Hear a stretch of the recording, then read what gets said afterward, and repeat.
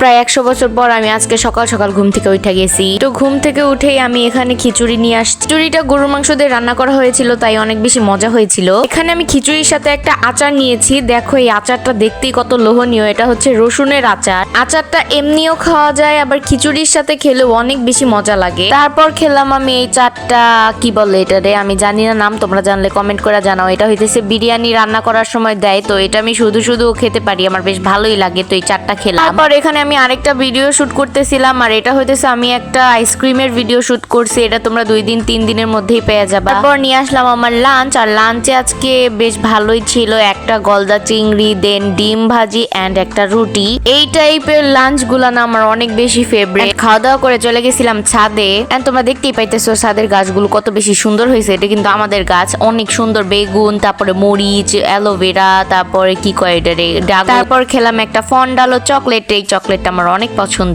তোমরা সবাই আমার চ্যানেলটাকে সাবস্ক্রাইব করে দিও। আজকের মতো এখানেই, বাই বাই।